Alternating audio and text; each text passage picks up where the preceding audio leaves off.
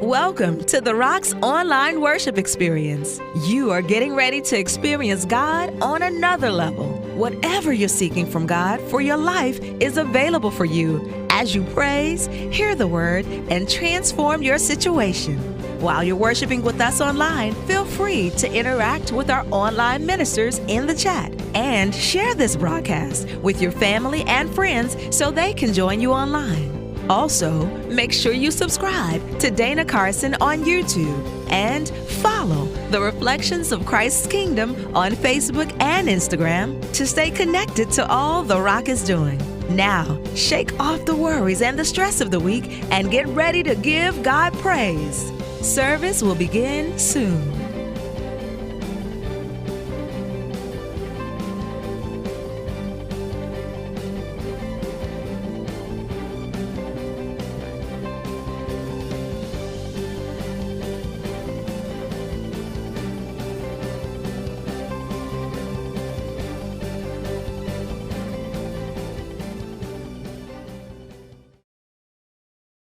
See, God wants to do something in your life this year, but you got to get over the romance of the past and move into the new.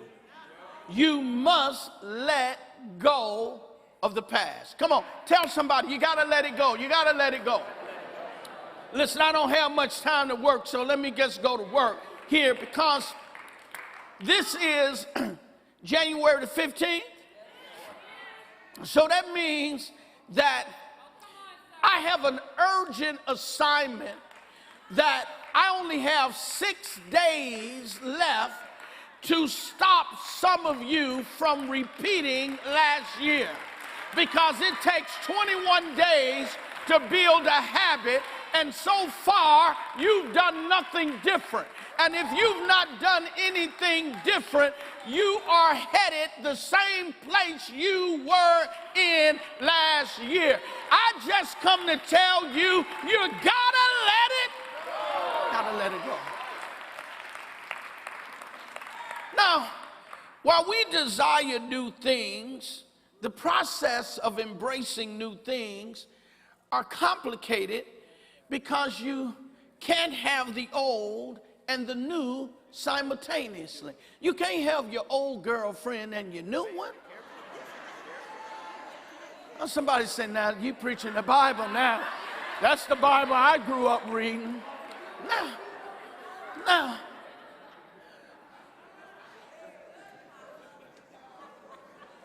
So, it's complicated because you can't have the old and the new simultaneously. I can't have my old ignorance and my new awareness in operation simultaneously. I can't do it that way. I can't move out into the new, but I'm still thinking like the old. Oh, God, help me today. See, we're designed to desire the new. This is what makes us creative. This is what makes us innovative. This is how God stretches us. I want something new. I'm tired of the old. Causes you to become creative, innovative. This is where the prophetic text of Isaiah helps us. I'd like to refer to Isaiah as the stretch prophet, because his prophecies stretch us. His call is designed to stretch him, for he's called into an assignment where he's told before he even begins, you're going to be ineffective. You're going to end up dealing with dull hearts, heavy ears, and shut eyes. People will not value your message. Isaiah prophesies, or his prophecies addresses both the future failure of both the northern kingdom and the southern kingdom.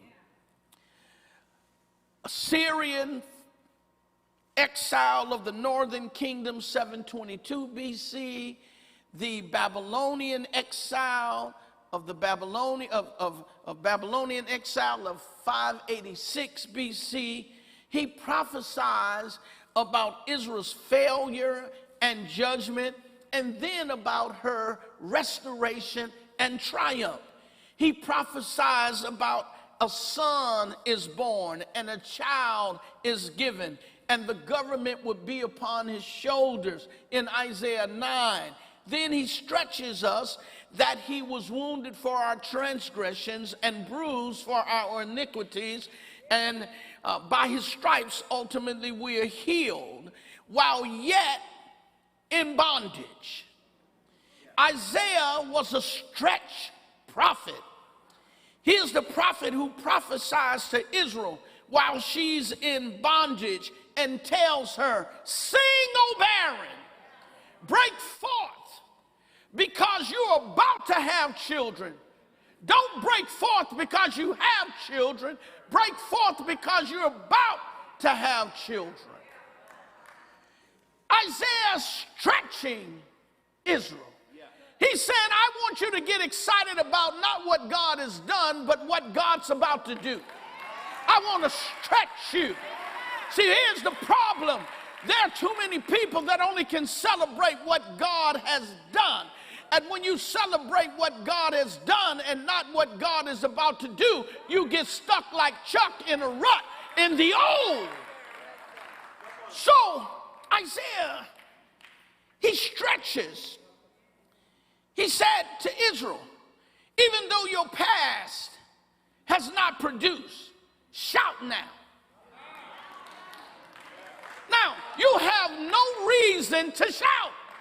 You have no history of productivity in your recent years, but God says shout now. Why? Because I'm stretching you. Then he says, enlarge the place of your tents. Don't spare.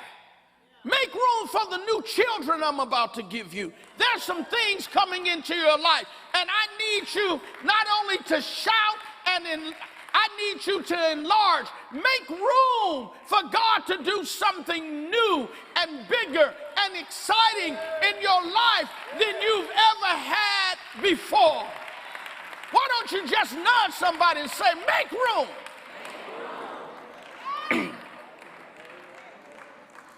Then he says, he's a stretch prophet. Then he says to somebody that ain't got nothing, expand to the right and to the left. We're in bondage, but expand to the right and in the left. We're barren, but expand to the right and to the left. I'm trying to stretch you. I'm trying to get you out of the old and prepare you and condition you how to get the new. And until you make room for what you don't have, you will always be stuck with what you do have. Oh, God. That's Isaiah 54, 1-4. This is a prophetic season, and God wants to do new. But before he can do, you got to let it go. Let what? You got to let the past go.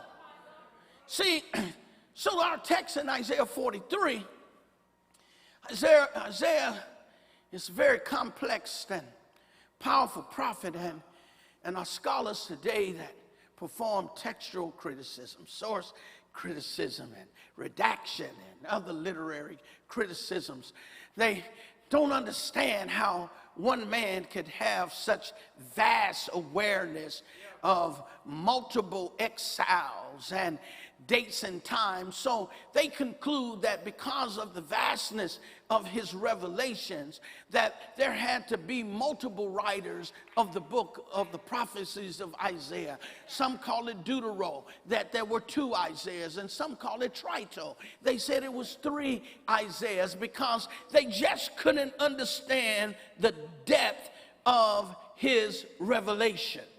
Now, when we take, because he's a stretch prophet, when we take a basic look at our text from a Jewish perspective in Isaiah, Jewish commentaries state that when he says in verse 16 and 17, thus says the Lord who makes a way in the sea, and the path through the mighty waters, who brings forth the chariot and horse, the army and the power.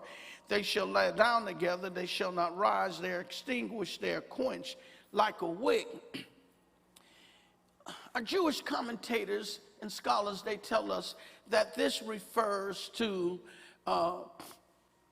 the Exodus experience, where God brings Israel out of Egyptian bondage, and by making a way in the sea, and then a path through the mighty waters.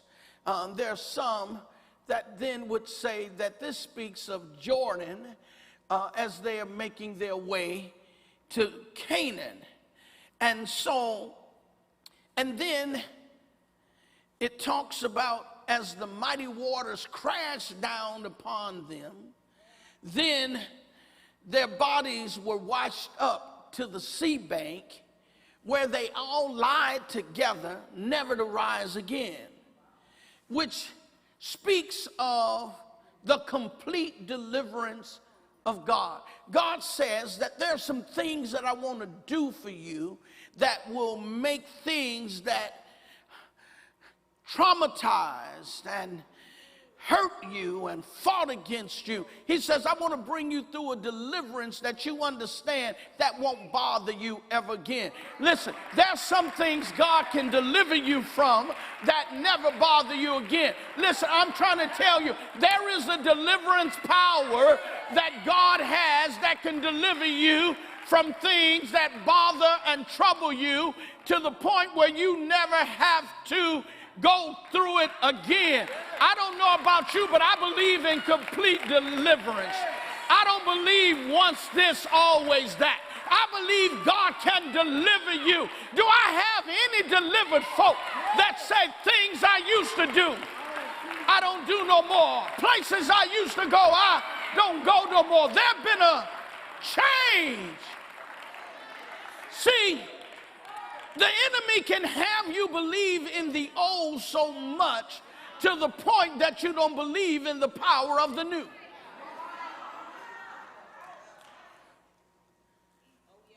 Some Jewish scholars believe that this could possibly refer to the destruction of the Assyrian army, or to the destruction of the Babylonians at the hands of the Medes and the Persians.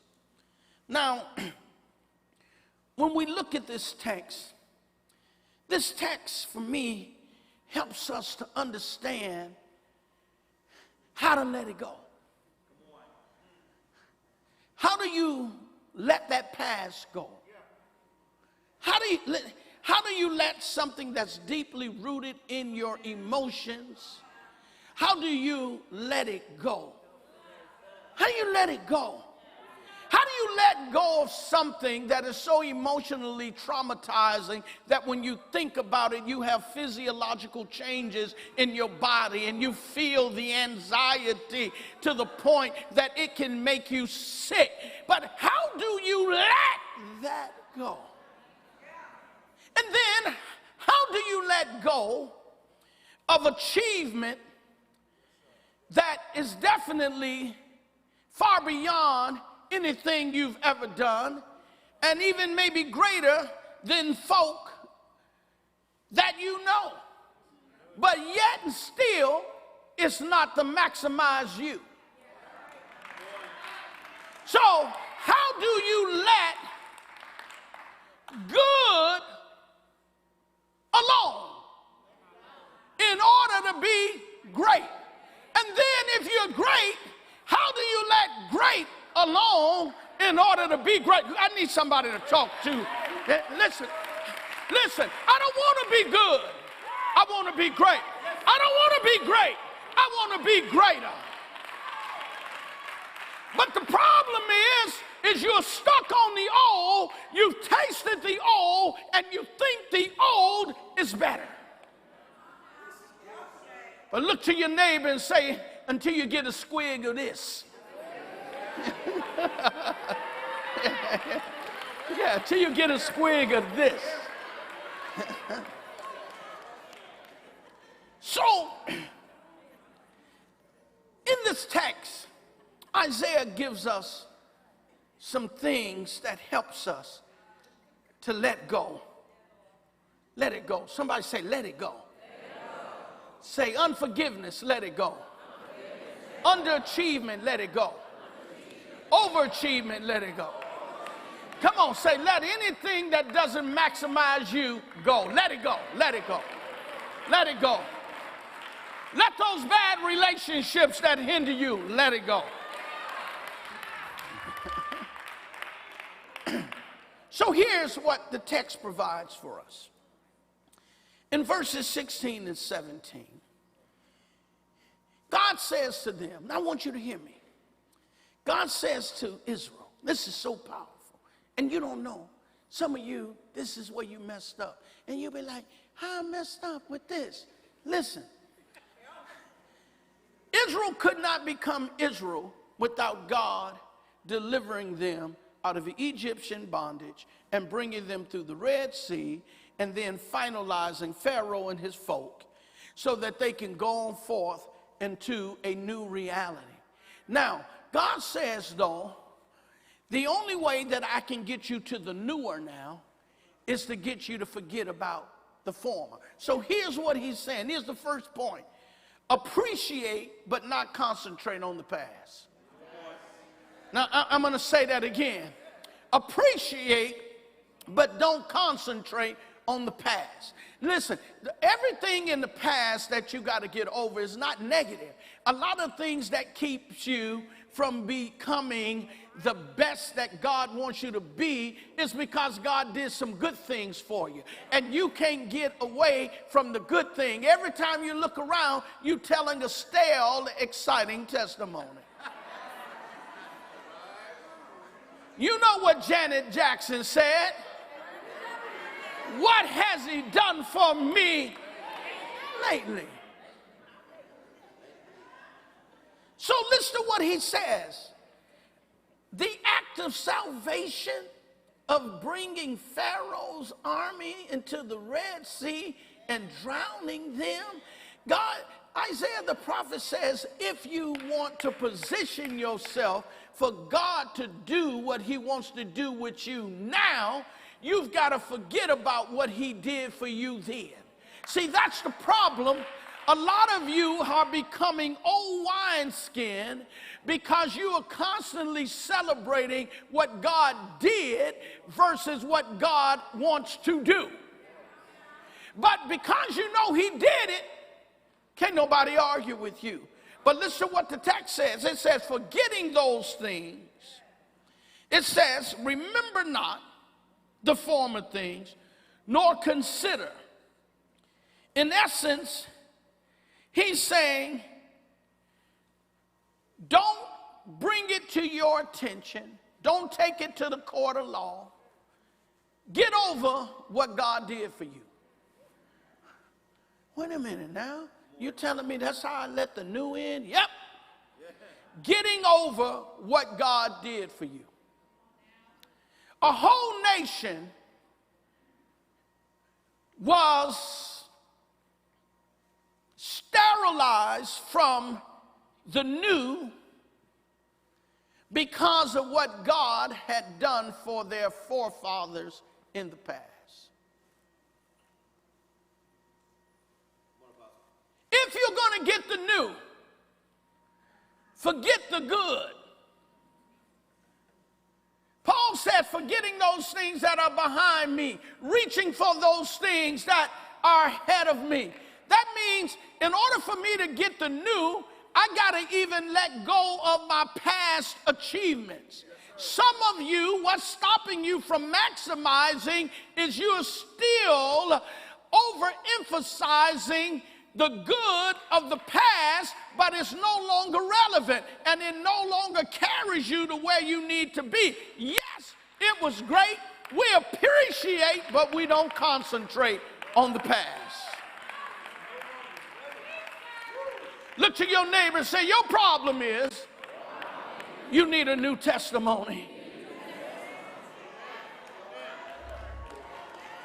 You act like God can't do nothing greater than he's already done for you. I know what God did was great, but God said, don't you limit me and stereotype me and put me in a box because what you experienced was amazing. God says, I got greater than that. Now to him who's able to do exceedingly, abundantly, above all that you ask or think. Come on, look to your neighbor and say, God told me to tell you, you ain't seen nothing yet. Hey!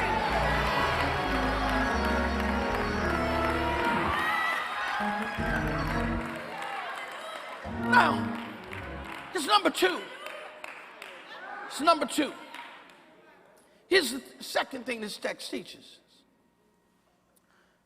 Align yourself with what God is doing. Not focus and concentrate on what God has done. Align yourself on what God is doing. So do not remember, zakar, mention, name, take to court, profess, praise, make known, remember. Do not remember the former things, Rashan, the first, the earlier, the former. Get off of what God has done for you. Stop locking him in the box. I know what he did was great, but he's got a greater. So he says, nor consider, nor pay attention to the things of old. God said, forget the miracles of old because they lock you into the old and they lock you out of the new. God said there will be wondrous miracles, new miracles. He said, watch what I do for you, Israel. It will surpass Exodus out of Egypt. Some of us got some major things God has done for us. Now, now listen, some of us have some major things God has done for us. Now, in Jewish thought, they look at this text and they see the new miracle or revivification of the dead. So they're saying God has a great miracle for you.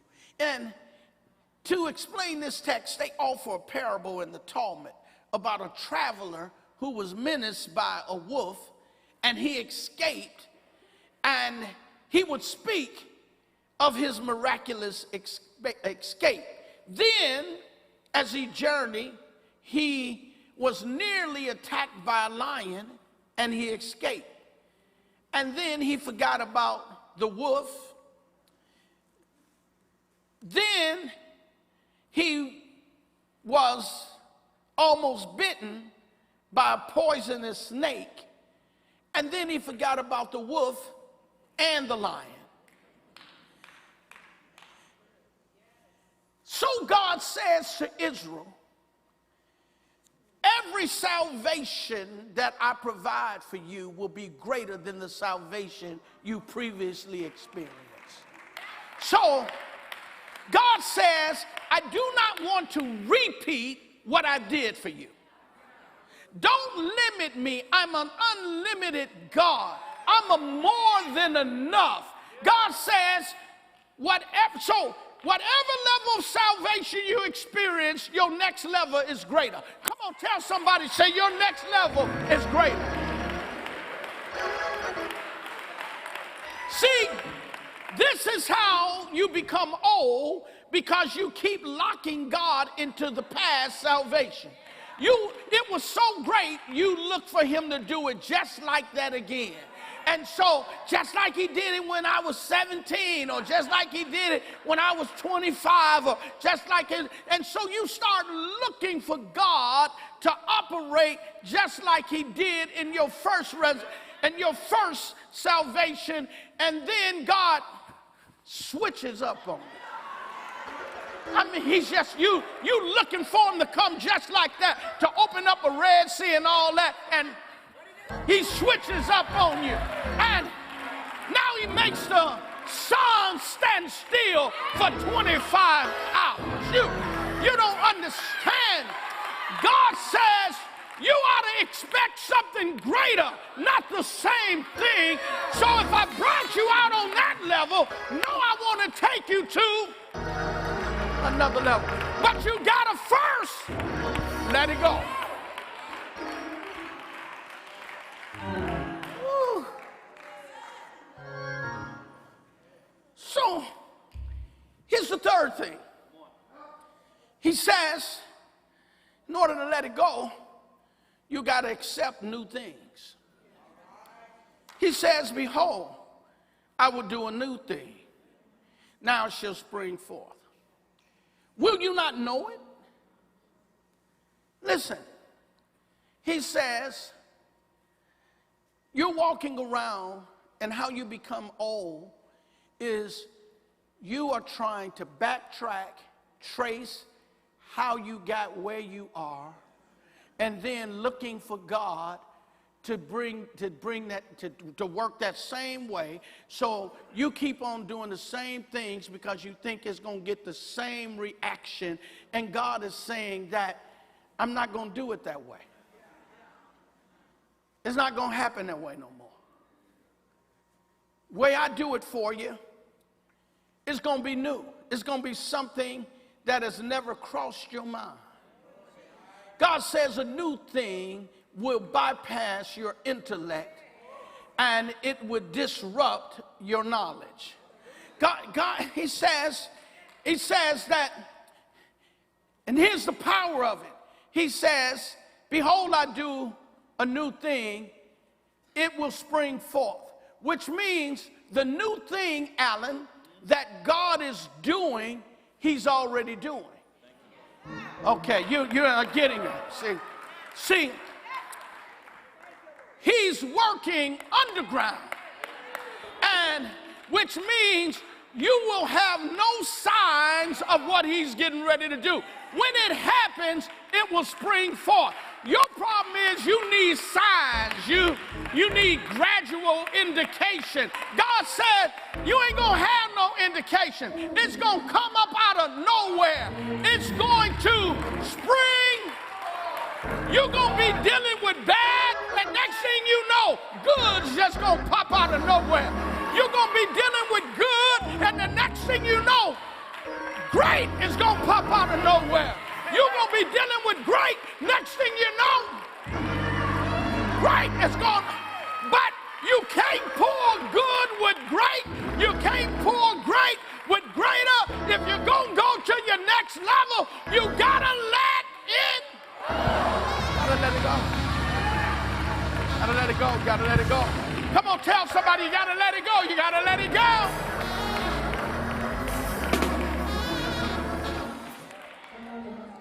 So God said, I do a hadash, a new, a fresh. God said, I'm about to do something fresh. God looking at your situation, and you wondering how you're going to do it. And this is what you do. When you're trying to figure out what God is going to do, you look at the history of what God has done. But in the text, it tells us you ain't gonna never find me back there. You ain't gonna find me back there. He said, I'm about to do something fresh. So then the next thing then is you gotta anticipate God. Now, you can't get you gotta anticipate God. That means you gotta wake up like, what you gonna do today, Lord? What you got working, God? I know you work underground before you work above ground. So I know something gonna spring forth, and it's been in the working, and it's been in the making. All that time I've been getting depressed. All that time I've been getting discouraged. All that time God's been working underground. And then it will seem like it came out of nowhere. But you say, well, What about the underground? The underground work is the stuff that has positioned you where you don't want to be, but you need to be. God has been working to get you where you need to be, so you will not understand how where you've been end up getting you to this kind of great place. But God says, anticipate me. He said, I will make a road in the wilderness. I will make a river in the desert, which means God says, I'm about to do some unlikely things in your life. If you believe it, I wish I had 2 or 3 people that just knew how to shout, just knew how to anticipate God, just knew how to say, oh my God.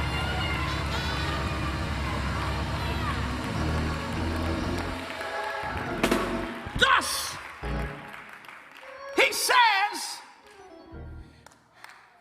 to the returned exiles of Israel, on your way back, you're not going to know how to get where you're going, but I'm going to make a road in the wilderness. God says, you ain't got the directions on the inside of you yet.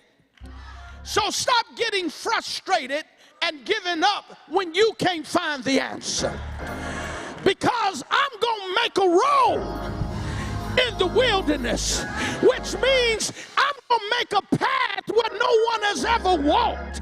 I'm going to give you a map where no one has ever been. God says, I'm about to do the ridiculous. I wish I had somebody that knew how to anticipate God and knew how to sing even though they were barren, that knew how to break forth in a shout, that knew how to enlarge their tents, that knew how to expand to the right and the left, that knew how to just trust God.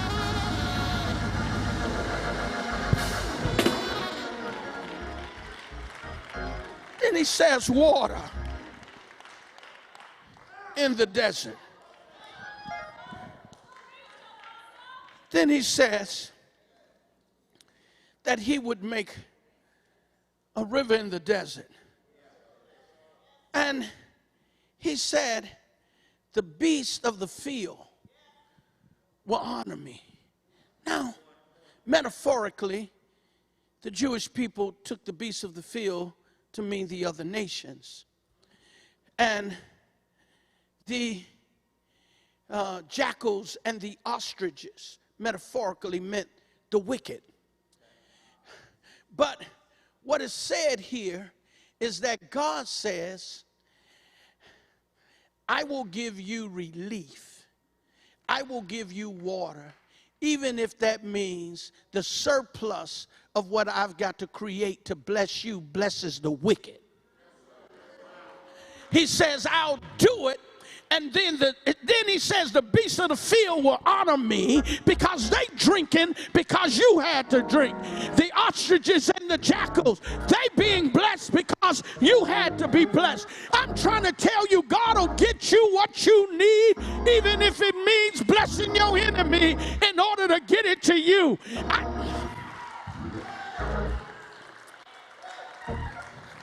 Then I have to close here. Then the next thing says, aggressively seek your purpose. Because he says, I do this for my chosen people. No, he says, this people I have formed for myself. You have to understand, if you want the new, you got to connect with God. And when you connect with God, you have to understand God's trying to be the engineer and architect of a great life for you that's on purpose. In Jeremiah, he says, for I know the thoughts that I think towards you, says the Lord. Aren't you, listen, let me tell you, God is trying to tell you, you think I'm thinking bad thoughts about you. God says, I'm not thinking bad thoughts about you. He says, I'm thinking about thoughts of peace, not evil, to give you a future and a hope. And so even if that means I got to let you fall on hard times, it's best for you. So no matter where you are, you've got to realize that all things work together for good for them who love the Lord and who are the called according to. Come on, tell somebody, I'm on purpose, I'm on purpose, I'm on purpose. I'm not an accident, I'm on purpose. And because I'm on purpose, God is doing a new thing. Thank you for worshiping with us today. If you are in need of prayer or someone to talk to, our online ministers are available just for you right now in the chat. We invite you to join us again for one of our powerful worship experiences that happen every week. Sundays at 8 a.m. for our worship experience at our Alvin campus. 10 a.m. is the Extraordinary Worship Encounter at the ROCK Cathedral at our Broadway campus. Then Sundays at 6 p.m. on our Edgebrook campus is our Miracles, Signs, and Wonders service, where you can receive the miracle and breakthrough you've been looking for. You can also join us during the week on Wednesdays at 7 p.m. at our Edgebrook campus, where we are understanding the Bible with Dr. Dana Carson, and you get your biblical questions answered. We look forward to connecting with you. We ask that you subscribe to Dana Carson on YouTube and follow the Reflections of Christ's Kingdom on Facebook and Instagram to stay connected to all the Rock is doing. You can also get connected with us on our website, therockwoi.com. Again, thank you for worshiping with us. Be blessed.